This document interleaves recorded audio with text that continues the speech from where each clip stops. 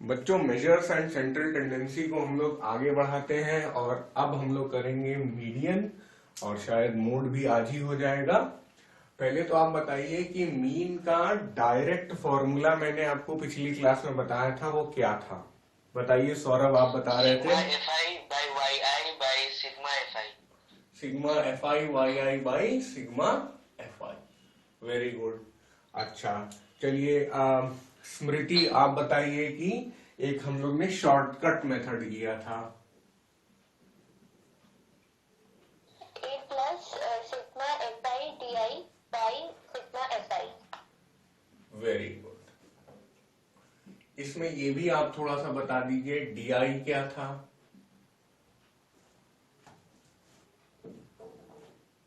Sir x आई minus ए। Sir मुझे कुछ सुना नहीं। हाँ, मैंने पूछा, आपने जो फॉर्मूला बताया एफ आई डी आई, उसमें डी आई क्या था? चलिए, वो था वाई आई माइनस ए। अगर हम लोग यहाँ वाई आई, कोई बच्चा एक्स आई बता रहा है तो भी कोई दिक्कत नहीं है। और उसी तरह एक और जो लास्ट मेथड है उसका नाम है स्टेप डिविएशन मेथड, है ना? वो उसका फॉर्मूला बताइए। स्टेप डिविएशन का फॉर्मूला बताइए। किसी ने ज्वाइन किया है? जी बोलिए, स्टेप डिविएशन। अरे कोई नहीं बोल रहा। Sir A plus C into sigma F I U I by sigma F I. हाँ, F I U I by sigma F I. Very good. और यू आई क्या था? Y I minus A Y I minus A by C divided by C. तो ये तो पिछली class के फॉर्मूले हैं जो हम लोग ने याद किए थे। अब जैसे थोड़ा सा हम लोग ने शुरुआत की थी कि मीडियन क्या होता है, जैसे खूब सारी वैल्यूज हैं, उनको इंक्रीजिंग ऑर्डर में लिख दिया गया है, तो मीडियन कहता है कि बीच वाली लो। फिर उसमें ऑड इवन की भी बात आ जाती है ना? तो अगर ऑड होता है तो हमें आसानी होती है। क्यों ऑड होता है तो आसानी होती है? जैसे मान लीजिए कि ये वैल्यूज है, ठीक है, कोई नंबर नहीं लिख रहा हूं मैं। ऑड होता है तो हमें बीच वाला लोकेट करना आसान होता है। इसे एक को पकड़ लिया, इधर जितने हैं उतने ही इधर भी आ जाएंगे। लेकिन जब मान लीजिए इवन होता है, तब उस केस में हमें दो बीच वाले पकड़ने पड़ते हैं, है ना? यही चीज हम लोग ने सीखी थी। तो उसी को अब हम लोग फिर से एक बार फॉर्मूले में लाते हैं, क्योंकि आज हम लोग इसी मीडियन को क्वार्टाइल से भी कंपेयर करेंगे। क्वार्टाइल सुनने में बड़ा फैंसी और कठिन टाइप का नाम लगता है, लेकिन हम लोग आज क्वार्टाइल को भी निपटाएंगे, क्वार्टाइल से जुड़े हुए सवाल भी करेंगे। ठीक है? और इसमें कुछ डाउट है, पहले मैं आपसे एक्सपेक्ट करूंगा कि वो डाउट आप मुझसे पूछें, और अगर वो डाउट आप मुझसे नहीं पूछते हैं तो मैं ही डाउट पूछूंगा और मैं ही आंसर बता दूंगा।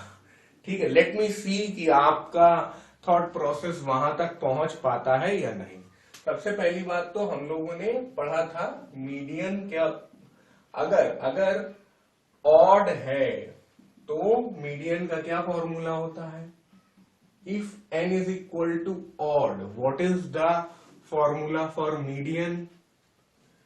n plus 1 divided by 2.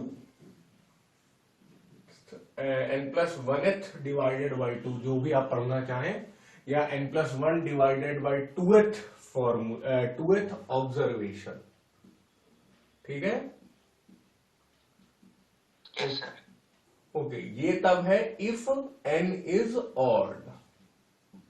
फिर उसके बाद इवन में थोड़ा सा फॉर्मूला कॉम्प्लेक्स हो जाएगा, तब क्या हो जाएगा? बोलिए बच्चों, n by 2। n by 2th observation plus n plus 1 2th n plus 1। हाँ, इससे अलग होगा वो, है ना? ये याद रखना, observation plus n by 2 plus 1th observation. ठीक है? बार बार ऑब्जर्वेशन लिखना थोड़ा सा मुश्किल काम हो रहा है, if n is equal to even. ठीक, अब आ जाते हैं, ये जैसे ही हम लोग ने मीडियन किया, मीडियन का ही हिस्सा है एक तरीके से क्वार्टाइल। ठीक है, आप लोग को है कुछ आइडिया क्वार्टाइल का? No sir, not it. अच्छा ठीक है, तो अब हम लोग बोलेंगे लोअर क्वार्टाइल। लोअर क्वार्टाइल उसको हम लोग डिनोट करते हैं Q1 से। तो यहां पे भी ऑड इवन का चक्कर आता है। ठीक है, तो अगर ऑड है तो n+1 divided by 4th observation. अब जैसे ही मैं क्वार्टाइल का फॉर्मूला लिखता हूं, तो जो मैं क्वेश्चन आपसे एक्सपेक्ट कर रहा हूं वो आप सोचना शुरू कर दीजिए कि ऐसी क्या चीज है जो हम सर से पूछ सकते हैं और सर भी अब थोड़ा सा चकरा कर। ठीक है, n+1th डिवाइडेड बाई 4 ऑब्जर्वेशन, ये कब है? n is equal to odd. अब उसके बाद जब इवन आएगा तब क्या करेंगे हम लोग बच्चों? इवन आएगा तब क्या करेंगे? बोलो भाई। इसी में थोड़ा सा चेंज करेंगे, n/4 with observation, n/4th observation. ठीक है बच्चों, ठीक है भाई। यहां पे आ जाएगा n is equal to even. क्या आपने अपना सवाल सोचा? चलिए, अभी सवाल आपने नहीं पूछा तो मैं और मौका देता हूं। सबसे पहली बात तो मैं मीडियन और क्वार्टाइल में अंतर बता देता हूं। अब जैसे मान लीजिए कि मैंने आपको 5 बक्से बना के दिखाए थे, इस बार बक्से खूब ज्यादा है। ठीक है, और बक्से मतलब वही है कि इसमें नंबर्स भरे हुए हैं, वो इंक्रीजिंग ऑर्डर में। तो देखो यार, मीडियन तो ये कहता है, अभी मैंने गिने भी नहीं है, चलो गिन लेता हूं। 2, 2, 4, 2, 6, 2, 8, 2, 10, 2, 12, 2, 14, 15, चलो 15 बने। ठीक है, तो अब 15 है, ऑड है, ऑड का फॉर्मूला तो बढ़िया होता है ना? n इज इक्वल टू 15 है। तो अगर इसका मीडियन हम लोग देखना चाहेंगे तो 15+1 16 डिवाइडेड बाई 2, यानी कि 8th ऑब्जर्वेशन। 1, 2, 3, 4, 5, 6, 7, 8, ये वाला हमारा आंसर हो जाएगा। अगर हम लोग बात कर रहे हैं मीन की, ये हो जाएगा मीन। ठीक है, 1, 2, 3, 4, 5, 6, 7, 8। ठीक है, कंफ्यूज नहीं होना है। फिर 15, 1, 16, 16 डिवाइडेड बाई 4 कितना हो जाएगा? 4। तो 1, 2, 3, 4, ये हो जाएगा हमारा Q1। ठीक है, यानी कि लोअर क्वार्टाइल। अब इसी तरह एक और चीज होगी बच्चों, 1, 2, 3, 4, ये हो जाएगा हमारा Q3, यानी कि अपर क्वार्टाइल। अब ये चीज की क्यों जाती है? लोअर क्वार्टाइल, अपर क्वार्टाइल या मीडियन, इसकी जरूरत क्यों पड़ती है? यहां पे एक तरीके से हम लोग बच्चों रैंकिंग देख रहे हैं। मान लीजिए क्लास में बच्चों के मार्क्स हैं वो इंक्रीजिंग ऑर्डर में, ये भाई सबसे गधा बच्चा है, ठीक है, सबसे कमजोर बच्चा है, लास्ट आया है क्लास में, सबसे कम नंबर है इसके, और ये सबसे होशियार बच्चा है, ठीक है, ये फर्स्ट आया है क्लास में। तो हम लोग इसमें इंटरेस्टेड है कि क्लास में बीच में कौन है, बीच में मार्क्स कौन लाया है, वो है मीन वाला। और फिर क्लास में मतलब बेवकूफों, गधा तो सबसे गधा एक ही आदमी होगा, लेकिन क्लास में कम अंडर परफॉर्मर्स कौन है, लो परफॉर्मर्स कौन है, कम नंबर लाने वाले बच्चे कौन है, तो वो Q1 से लेके ये सारे लोग होंगे। यानी कि पहले 1/4 बच्चे, फर्स्ट 1/4 बच्चे, फिर या फर्स्ट 1/4 बोलने की बजाय लास्ट 1/4 भी इनको बोल सकते हैं अगर मार्क्स की बात है। लेकिन Q1 बोलने का मतलब ये है कि अगर ये इंक्रीजिंग ऑर्डर में है तो पहले ये अपीयर होंगे, ठीक है, अगर ये डिक्रीजिंग ऑर्डर में है तो लास्ट में ये लोग अपीयर होंगे। फिर उसी की तरह हो जाएगा कि Q3 से लेके सबसे होशियार बच्चा जो होगा, ये जो है टॉप परफॉर्मर्स थे, ये अंडर परफॉर्मर्स थे, इसलिए क्वार्टाइल निकालने की जो क्वार्टर से ही बना है क्वार्टाइल। अब उसी तरह आप लोग गेस कर सकते हैं, जैसा लोअर क्वार्टाइल का फॉर्मूला होता है वैसा ही अपर क्वार्टाइल का भी फॉर्मूला होता है। अपर क्वार्टाइल का नाम होता है Q3। अच्छा, लोअर क्वार्टाइल का एक और फैंसी नाम होता है क्या? First quartile. उसी तरह इसका एक और फैंसी नाम होता है, सेकंड नहीं होता है, थर्ड क्वार्टाइल। अच्छा, कुछ लोग हाँ लास्ट क्वार्टाइल भी बोल सकते हैं, थर्ड क्वार्टाइल भी बोल सकते हैं, बिल्कुल सही। आपकी बुक में क्या लास्ट क्वार्टाइल लिखा हुआ है? ऐसा कुछ नहीं लिखा हुआ है, कोई बात नहीं। मैं तो थर्ड क्वार्टाइल जानता हूं, लास्ट भी लिखा हो सकता है, बिल्कुल वो ऑब्वियस है कहने। अच्छा, अब इसके फॉर्मूले पे हम लोग जाते हैं। ठीक है, फॉर्मूला बिल्कुल ऐसा ही है, सेम। भाई ये 1/4 है तो वहां 3/4 आ जाएगा, n+1th। ठीक है, या ऐसा ब्रैकेट लगा। हाँ, मैं आखिरी में वो बात बोलने वाला था, अच्छा किया आपने बोल दिया। 3n/4th quartile. अब देखिए, इसमें ये मत कर दीजिएगा कि आप अंडर 3 लगा दें।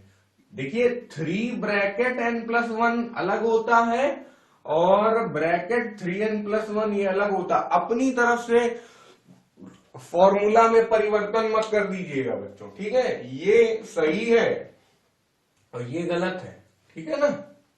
बहुत बच्चे गड़बड़ कर देते हैं। जैसे बहुत बच्चे क्या करते हैं कि देखो इसमें और इसमें फर्क ही नहीं समझ पाते हैं, लेकिन ये दोनों अलग अलग चीजें हैं, ठीक है ना?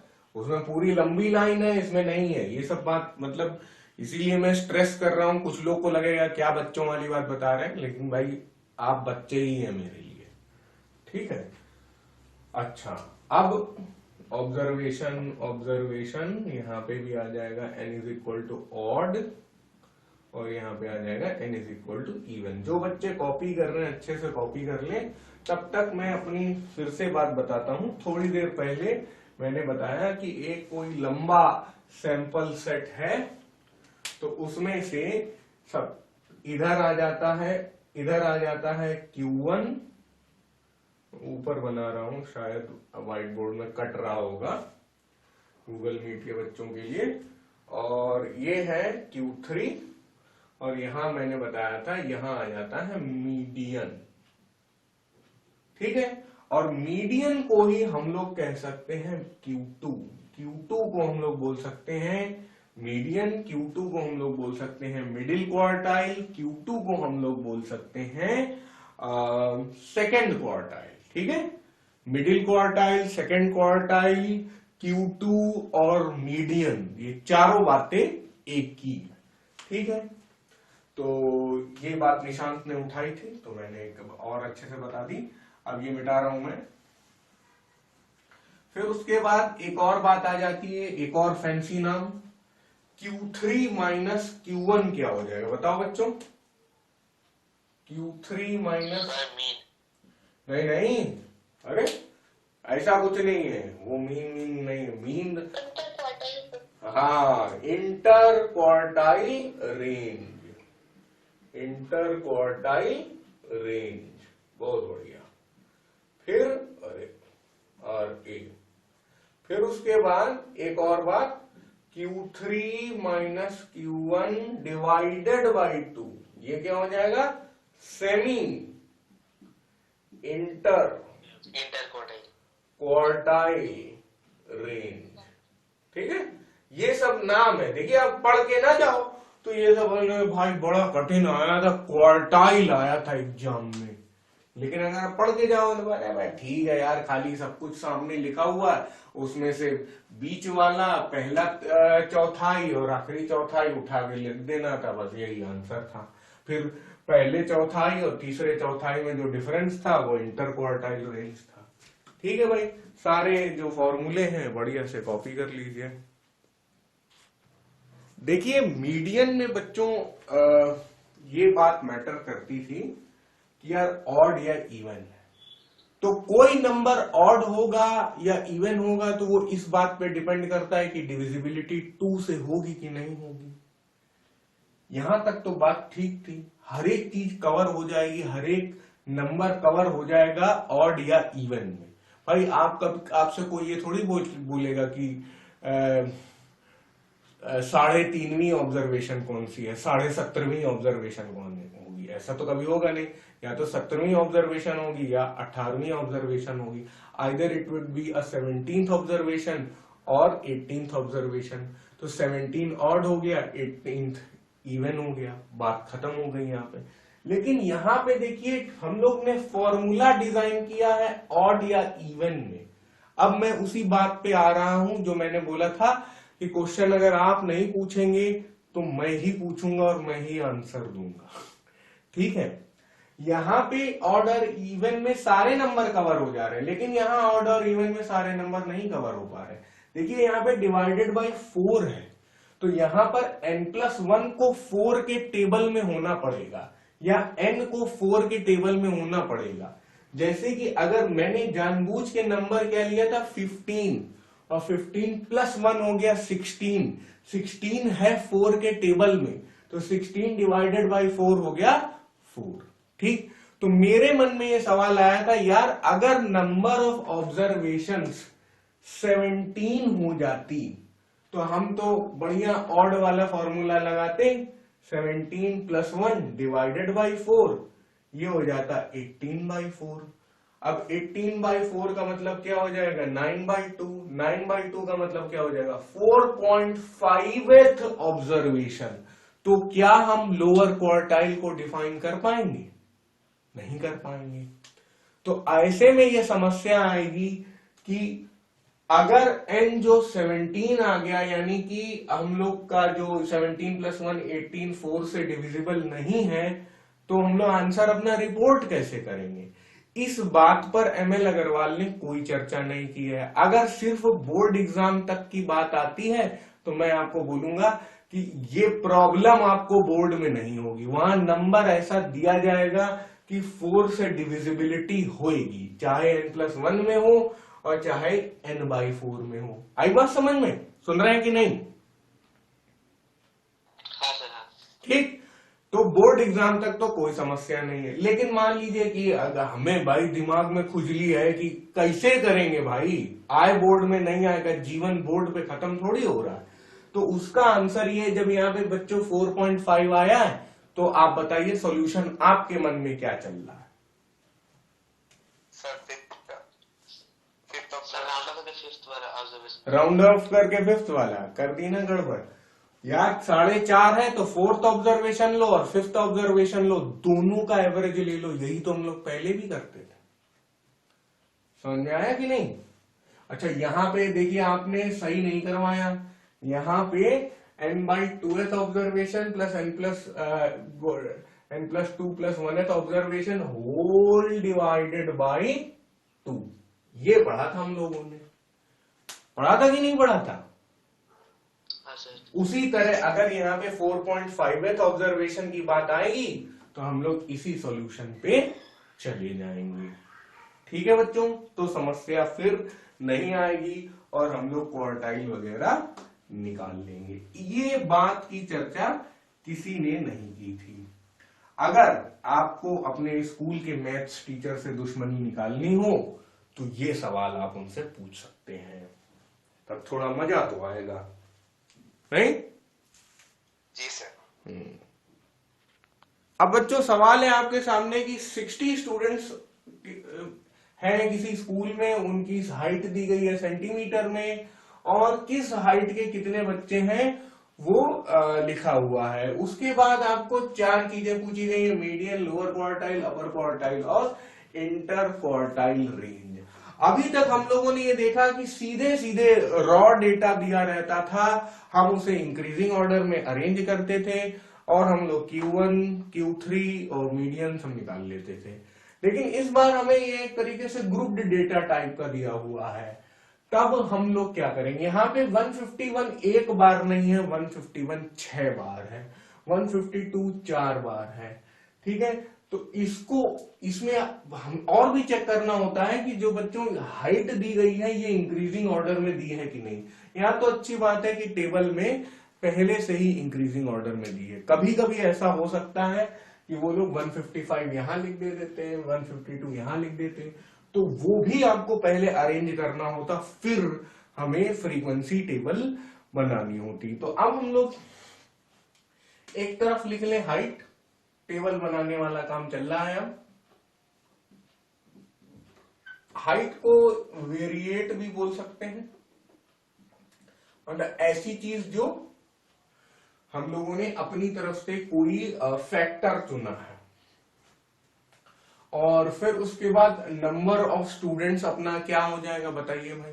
वेरिएट जैसे YI हो गया है ना, और नंबर ऑफ स्टूडेंट्स क्या हो जाएगा बोलिए। सर 7। अरे नहीं, नंबर ऑफ स्टूडेंट, frequency, हाँ फ्रीक्वेंसी, वेरी गुड। अब यार बहुत दिन से हमारी क्लास में जो अकेली लड़की थी वो बोलती नहीं थी, अब बढ़िया बोल रही है, पढ़ाई अच्छी हो गई उसकी, और सारे बच्चे बोलते हैं अब तो क्लास में, अच्छी बात है। नंबर ऑफ स्टूडेंट्स, फ्रीक्वेंसी, फिर उसके बाद हमें एक और काम करना होगा, क्या, क्यूमुलेटिव फ्रीक्वेंसी। चलो अब यहां पे हम लोग भर देंगे 151, 152, 153, 154, 155, 156, 157। ठीक है यार, लाल काला दोनों हो गया। 6, 4, 11, 9, 16, 12, 2, 9, 16, 12, 2। यहाँ पे बच्चों मैं बता दूं कि इतना पार्ट जो है ये सब आपको क्वेश्चन का पार्ट है। अब जो यहाँ हम लोग लिख रहे हैं ये सब सॉल्विंग, ये सब आपको करके दिखाना पड़ेगा। अब क्यूमुलेटिव फ्रीक्वेंसी देखते हैं, ये तो सीधे उतर गई, 4, 6, 10। ये मैं पिछली क्लास में आपको बता चुका हूं कैसे किया जाता है। नहीं कर पा रहे हैं तो वीडियो जरा पिछला वाला भी देख लीजिए। 11 + 10 21, 9, 21, 30, 16, 30, 46, 12, 46, 58, और 2 + 58 हो गया 60। ठीक है बच्चों, तो अब देखिए क्या इसका मतलब हुआ। इसी चीज को थोड़ा सा मैं इस तरह लिखूंगा कि अगर हम लोग इसी को रॉ डेटा की ही तरह लिखें तो 151 कितने बार आएगा, 6 बार आएगा। 6 बार लिखना थोड़ा सा आफत हो जाएगी, लेकिन मैं लिखूंगा 1, 2, 3, 4, 5, 6।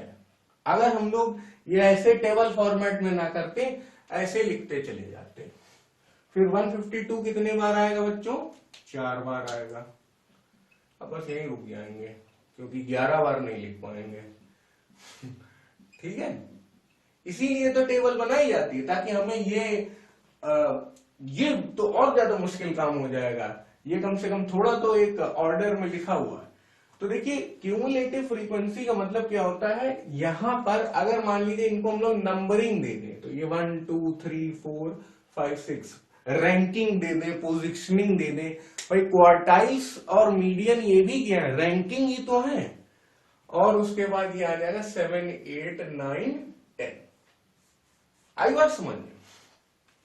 तो देखो 10 क्या कह रहा है कि 152 जो है वो 10th पोजीशन पे खत्म हो रहा है। आई बात समझ में। 6 क्या कह रहा है कि 151 जो है वो 6th पोजीशन पे खत्म हो रहा है। अब ये बात मान लीजिए इधर देखें कि 156 जो है 12 बार है, तो 58th पोजीशन जो होगी वहां पे आखिरी 156 लिखा होगा, फिर 59th और 60th पोजीशन पे 157 लिखा होगा। इसलिए क्यूमुलेटिव फ्रीक्वेंसी हम लोग करते हैं। ये बात समझ में आई? Yes sir. अब जैसे इसी में मैं आपसे सवाल पूछूं, ये 30 है, ये 46 है। आपसे मैं पूछूं कि 30 और 46 में बीच में एक नंबर है 42, तो आप बताइए 42nd पोजीशन पे क्या लिखा होगा? 155. वेरी गुड, 155, 154 नहीं है। ये मत सोचना यार 42 तो 46 से काफी पीछे है, पता नहीं क्या, तो हम लोग बोल देते 154, ऐसा मत करना। 154 जो है वो 30th पोजीशन पे खत्म हो गया, फिर 31st पोजीशन से ही 155 चालू हो जाएगा और चलता रहेगा, 16 बार अकर करेगा और 46th रैंक तक लिखते चला जाएगा, जो काम मैंने यहां करके आपको दिखाया। बात आ रही है समझ में? Yes, sir. हाँ, फील आ रही है ना कि क्या चल रहा है भाई, क्यों ये क्यूमुलेटिव वाला ड्रामा क्यों किया जाता है ना? अब जब ये बात आप समझ गए तो आगे मैं कुछ भी करूंगा तो आपको समझ में आएगा। अब जिनको भी यार पहले से आता था ये सब, तो वो लोग बस भजन सुनते रहे। चलिए, व्हाट इज द मीडियन? सबसे पहली बात तो मीडियन के लिए हम लोग ऑड और इवन का डिसीजन लेंगे। n इज इक्वल टू क्या? बोलो भाई, n इज इक्वल टू है 60। 60 क्या है? इवन है, तो सारे फॉर्मूले लगेंगे इवन वाले। चलो भाई, फर्स्ट पार्ट मीडियन निकाला जाए। बोलो भाई, मीडियन का क्या फॉर्मूला? 1/2 बाहर, और बोलो भाई मीडियन का कठिन फॉर्मूला बताओ, इवन वाला चलेगा ना? Plus n/2h plus n/2 plus 1th observation. हाँ, plus n/2 plus 1th observation. सही है ना? ये ऑब्जर्वेशन लिख दिया, ये ऑब्जर्वेशन लिख दिया। ऐसे एग्जाम में भी करेंगे ना तुम लोग, कोई दिक्कत नहीं। ऑब्स ऑब्स, ठीक। सर 1/2 नहीं होगा ना सर? हाँ, नहीं नहीं, ये यहाँ ऐसे 1/2 लगा। क्या कह रहे हो बेटा? 1/2 तो मतलब पूरा का हाफ हो रहा है। नहीं, अरे यार, तो चाहे ऐसे 1/2 लगा दो, चाहे ऐसे लगा दो, गलत थोड़ी ना। ये सब नहीं आता है क्या तुम लोग को? ठीक है, 60/60। चलो और कायदे से लिख दो, इतना घटिया डाउट पूछ रहे हो तो। 60/2 प्लस 1, चलो 63। चलो अब ये हो गया 30। अल्लो, यहाँ 63 हो गया तो 31st बोलना पड़ेगा। तो ये कितना? अरे यार, लो हम ही गलती करने लगे। 63, ये 31st होगा ना? समझ रहे हो कि नहीं बच्चों? Yes yes sir. हाँ, Yes, अब हमें ध्यान देना पड़ेगा। 30th ऑब्जर्वेशन यहाँ पे क्या होगा? बहुत ध्यान से देखो, बाउंड्री पे है 30th ऑब्जर्वेशन, तो 30th ऑब्जर्वेशन क्या हुआ? 154। 154। और 31st ऑब्जर्वेशन क्या हुआ? बोलो। 155। अगला ऑब्जर्वेशन क्या हो जाएगा? 155। ऐसा करना पड़ेगा क्या? एमएल अग्रवाल अंकल क्या कह रहा है? हाँ, यही कह रहे हैं भाई, एमएल अग्रवाल अंकल भी यही कह रहा है। ठीक है, तो ये हो गया मीडियन, और मीडियन पे हम लोगों को जाना पड़ा 154.5। समझ गए कि नहीं? अब देखो यार, बहुत बहुत बड़ी बेवकूफी होगी कि अगर आप 154 और 155 वहां जोड़ें और फिर 2 से डिवाइड करें। I am very sorry, ML Agarwal uncle ने ऐसा किया है, लेकिन बट आपको करने की जरूरत नहीं है। क्यों आप करेंगे कि 309 से बनाएंगे और 2 से डिवाइड करेंगे? ठीक है ना? आप तो स्मार्ट है ना यार, इन दोनों के बीच में करना तो भाग गया बीच में। भाई टाइम भी तो सेव करना है, 2.5 घंटे में कितना ज्यादा सवाल करने होते हैं, है ना? अब थोड़ी जगह खाली करें। हाँ बच्चों, अब देखिए अगला सवाल है कि हमें लोअर क्वार्टाइल निकालना है। लोअर क्वार्टाइल यानी Q1। आप सिंबल केवल ना लिखें तो ज्यादा अच्छा होगा, आपको लिखना चाहिए lower quartile Q1 is equal to, फिर Q1 को चलाते जाइए। ऐसे बोर्ड एग्जाम में करेंगे तो आप सेफ रहेंगे, नंबर नहीं कटेंगे। तो इसका फॉर्मूला होता है n/4th ऑब्जर्वेशन। जैसा कि मैंने थ्योरी में आपको बताया था कि एग्जाम में ऐसा सवाल आएगा ही नहीं जो 4 की डिविजिबिलिटी पे प्रॉब्लम करेगा, है ना? तो यहाँ पे 60/4 ऑब्जर्वेशन। अब ऐसा आप बिल्कुल मत करके आइएगा कि Q1 बराबर 15 मेरा आंसर निकल गया, ये गड़बड़ हो जाएगा। ठीक है, यहाँ पे 15th ऑब्जर्वेशन की बात हो रही है। 15th ऑब्जर्वेशन हम लोग कहां से देखेंगे, यहां से देखेंगे। 10 तक तो 151 था, फिर 11वीं ऑब्जर्वेशन हो गई 153, 11वीं से लेके 21st ऑब्जर्वेशन सब 153 ही थी, तो इसलिए हम लोग लिखेंगे 153। यहां पे एमएल अग्रवाल जी एक और अच्छा सेफ्टी वॉल्व लगा रहे हैं कि किसी को अगर समझ में ना आ रहा हो चेक करने वाले को या पहली बार पढ़ने वाले को, तो वो लिख रहे हैं क्या, all observations from 11th to 21st are 153। ऐसे भी आप लिख सकते हैं एग्जाम में, लेकिन मैं बोलूंगा ये आप अपने समझने के लिए लिख रहे हैं, एग्जाम में आप ये लाइन पूरी तरह स्किप करके टाइम सेव कर सकते हैं। Q1 आ गया हमारा 153। फिर अगला सवाल है कि अपर क्वार्टाइल निकालो। अपर क्वार्टाइल हो जाएगा Q3, तो उसमें 3 टाइम्स यहां मल्टीप्लाई हो जाएगा, यहां 3 टाइम्स मल्टीप्लाई हो जाएगा, 3 into 15 यानी कि 45th ऑब्जर्वेशन। तो 45th ऑब्जर्वेशन कहां जाएगी, 30 के बाद 46 तक 155 आ रहा है, यानी कि 31 से लेके 46th ऑब्जर्वेशन 155 है, तो 45th ऑब्जर्वेशन भी 155 ही होगी। तो ये तो आसान हो गया हम लोग के लिए, ठीक है। तो अब हम लोगों ने पार्ट 3 भी निपटा लिया, Q3 भी निकाल लिया। अगला सवाल बहुत ही आसान है, 4th पार्ट, वो मैं यही कर देता हूं। इंटर क्वार्टाइल रेंज,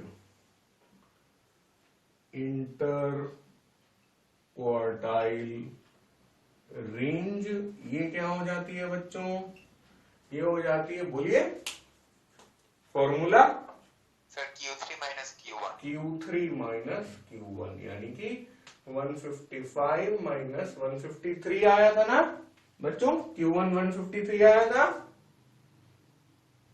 जी सर। तो आंसर हो गया आपका कितना, 2, ठीक है। बस, तो ये सवाल हम लोगों ने समाप्त कर लिया। अब इस तरह के क्वेश्चंस में बच्चों एक और सवाल आ सकता है कि भाई ऐसे बच्चे कितने हैं, जैसे हम थोड़ा, आप तो भाई आईसीएसई वाले बच्चे हैं, अंग्रेजी माध्यम। How many students have height below 154 centimetre. एक प्रकार का सवाल ये है, तो उसको कर लेते हैं। How many students have height below 154। जब बिलो 154 बोलेंगे तो 154 इंक्लूडेड है, ठीक है। तो 154 इंक्लूडेड नहीं होगा, तो फिर बिलो 154 क्या होगा, तो ये वाले के ऊपर जितने लिखे हैं उन्हें जोड़ दो, 6 + 4 + 11, ये करके आपको दिखाना पड़ेगा। आप ये भी कर सकते हो, 21। सीधे यहीं से 21 देख के लिख सकते हो, लेकिन ऐसा करने में थोड़ा सा बोर्ड एग्जाम को प्रॉब्लम है, ठीक है। मतलब वो ऐसा कोई प्रॉब्लम नहीं है, हो सकता है नंबर दे भी दे, लेकिन जो बुक कर रही है वही करेंगे तो ज्यादा सेफ रहेंगे, ठीक है। तो आप क्या करेंगे, 6 + 4 + 11 कितना हो गया 6 4 10 और 10 20 21 आंसर मिला। अब एक दूसरे तरीके से, the number of students whose height is h and h is less than equal to 154, तो लेस देन इक्वल टू 154 है, तो 154 इंक्लूडेड होगा। तभी हम लोग क्या करेंगे, फिर इधर जाएंगे 154 को भी लेंगे, तो 9 11 4 और 6 सब जोड़ देंगे, 11 9 20 और 6 4 10 30, तो उसका आंसर क्या आ जाएगा, 30 आ जाएगा, ठीक है। अब ये तो आसान हो गया। अब दूसरा एक तरीका है, the number of students whose height lies between 153 and 156, lies between 153 and 156। अब यहां पे आपका आईसीएससी अंग्रेजी का टेस्ट लूंगा मैं थोड़ा सा, ये क्या होते हैं, बिटवीन और एंड क्या होते हैं, प्रेपोजिशंस होते हैं या कंजंक्शंस होते हैं? बिटवीन प्रेपोजिशन है और एंड एक आपका कंजंक्शन। अच्छा, नहीं लेकिन जोड़े में भी तो चलते हैं ये। अब इसमें बात आ जाती है, आप बोले बिटवीन 153 एंड 156, दूसरा बोले फ्रॉम 153 एंड 156, तो क्या अंतर है? एक जन बताइए जो सबसे पहले बोलना शुरू किए थे। फ्रॉम 153 टू 156 ना। अरे ये छोड़ दो, अभी क्यूमुलेटिव फ्रीक्वेंसी छोड़ दो, तुम यही बताओ इन दोनों में क्या अंतर है? सर बिटवीन में 153 और 156 मतलब कि 156 और 153 के बीच में जितना वैल्यूज वो भी इंक्लूडेड है और 153 और 156 भी इंक्लूडेड है। बस बिल्कुल गलत बताया, बिल्कुल गलत बताया आपने। बस अब आप समझ गए, मैंने कह दिया बिल्कुल गलत, तो सही क्या है वो। यहाँ पे बिटवीन एंड का मतलब है 154 155, बस। हाँ, ये यहाँ पे बाउंड्रीज इंक्लूडेड है बस, और कोई बात नहीं है। तो इस बात का भी आपको ध्यान रखना होगा कि क्या लिख के आया है क्वेश्चन में। बहुत अच्छा सवाल आपने, अरे यार गिनती भूल गए, ठीक है, समझ गए। अब अगर हम लोग बिटवीन ये सवाल आया मान लीजिए, तो फिर हम लोग बाउंड्रीज को इंक्लूड नहीं करेंगे, 154 और 155 की फ्रीक्वेंसी लेंगे, 9 + 16 क्या आंसर हो जाएगा? 9 + 16 25। तो हम लोग बोलेंगे 25 students have their height between 153 and 156 centimetres. और यहाँ पे हम लोग तब तो सब कुछ आ ही गया आपको, 9 और 16 तो है ही, ऊपर वाले भी देख लीजिए 11 और यहाँ पे 12, तो कितना था? पहले तो 25 था और यहाँ पे 23 और आ गया, तो 25 23 48, 11 9 20, 10 30, 36 38, 10 48। समझ गए बच्चों? आपने जो बात पूछी वो मैंने आंसर कर दिया है यहाँ पे। अच्छा किया आपने वो डाउट इसी क्वेश्चन में पूछ लिया। 11 9 20, नो प्लीज यार, आप अपनी कैलकुलेशन सही करिए। 10 20 30 40, तो 4 में तो आएगा ही। बोलो हाँ। हाँ सर। ठीक है सर।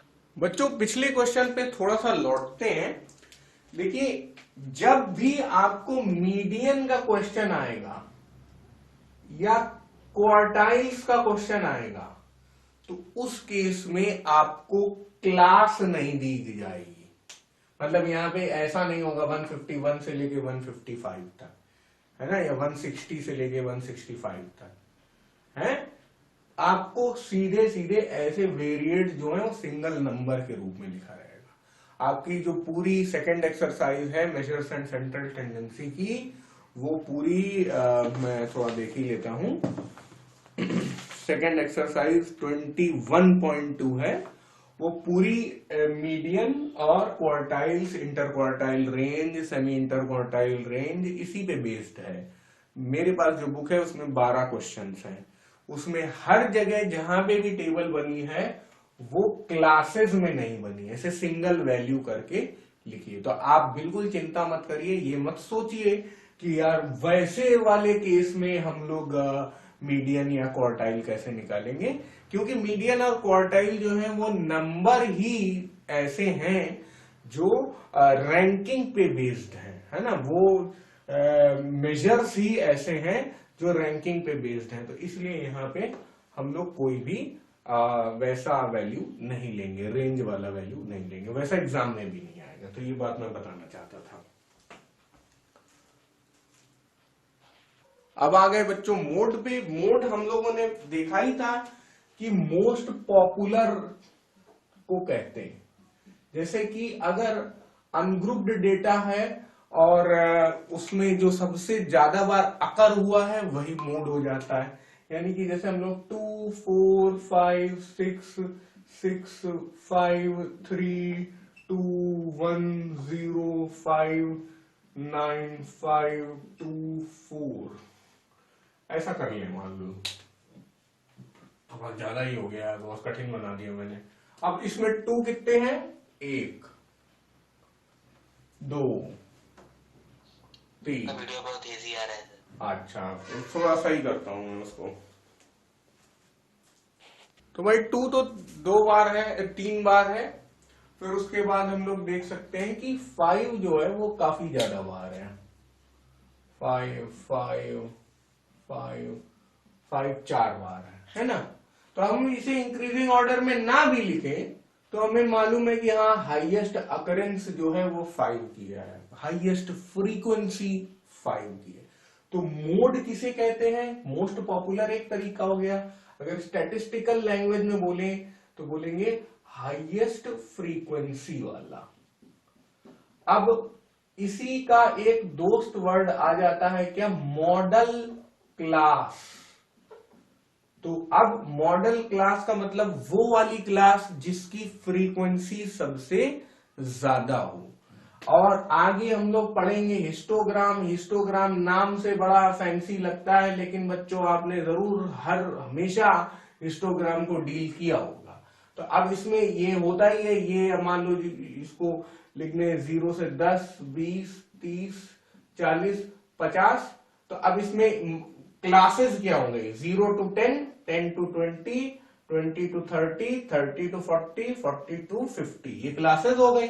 और अब आपसे पूछा जाए कि इसमें मॉडल क्लास कौन सी है, तो मॉडल क्लास है क्या? बोलो भाई। हाँ, इस साइड ये जो हम नंबर्स मार्क्ड हैं ये क्या है? ये फ्रीक्वेंसी है।